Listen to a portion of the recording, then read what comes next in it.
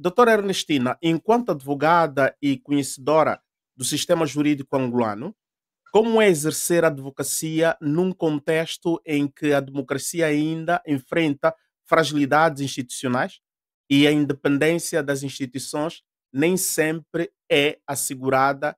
E que opinião tem sobre a democracia interna dos partidos políticos em Angola? Doutora.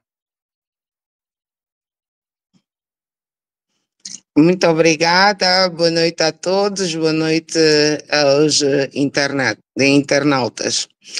Sobre a primeira questão, dizer que o exercício da democracia no contexto em que nos encontramos também torna-se ou tornou-se um sinônimo de resiliência. Sinônimo de resiliência porque nós verificamos que temos um sistema ainda permeável, digamos que a influências externas ao setor e torna, portanto, suscetível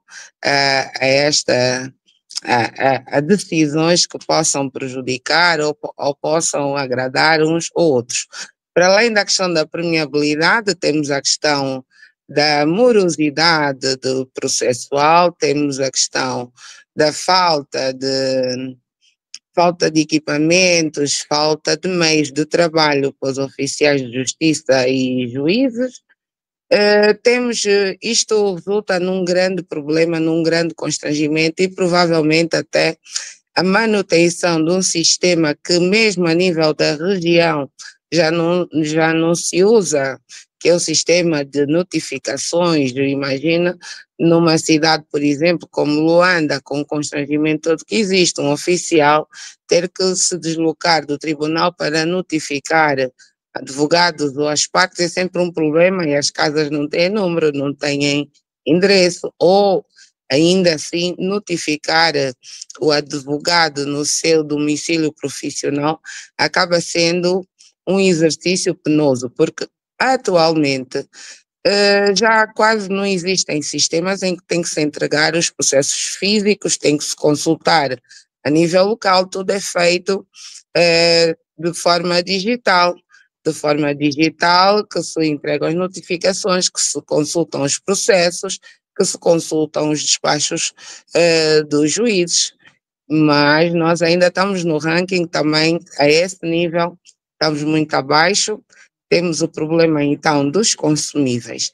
E todos esses problemas da permeabilidade, que é um dos mais graves, problema da morosidade processual, problema da falta de condições de trabalho, vêm reverberar, podemos assim dizer, na vida, no cotidiano do cidadão.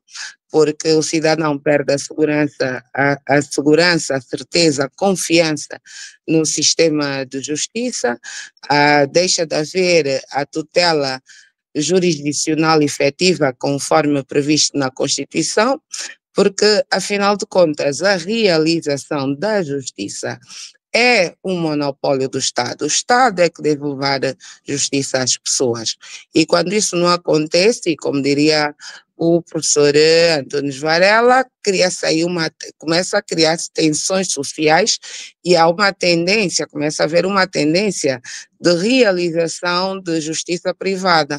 Ou seja, a manutenção do sistema de justiça dentro daqueles que são os padrões normais contribui também para a estabilidade e manutenção da paz social. Relativamente aos partidos políticos em Angola, vamos lá ver.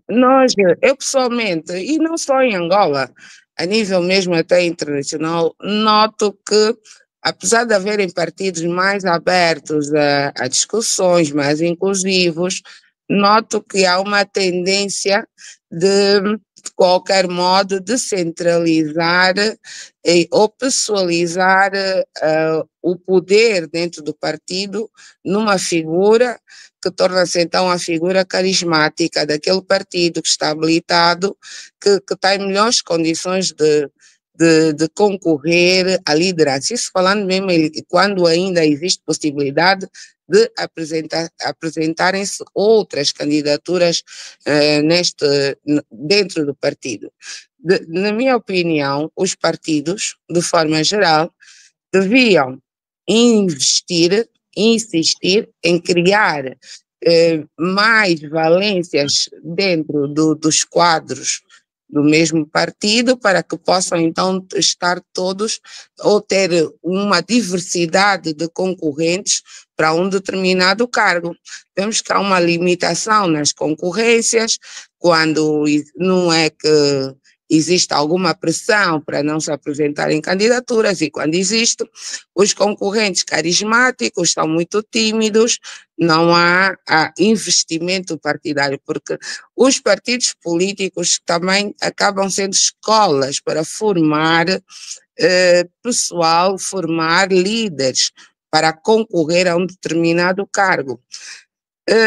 Isso não só a nível local, vamos ver ainda a nível internacional, o que aconteceu nos Estados Unidos. A Kamala Harris teve que ser posta a concorrer, vamos chamar do ponto de vista emergencial, para uma candidatura. O Lula esteve preso, o Lula da Silva no Brasil, e sem o Lula o PT ficou debilitado.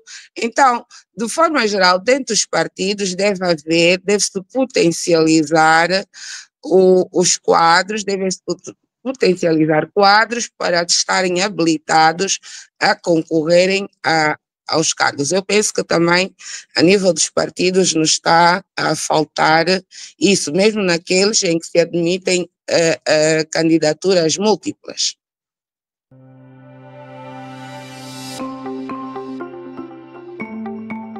Muito obrigado por estares conectado aqui no Bem-Aja, e se não estás inscrito, inscreva-te já no nosso canal.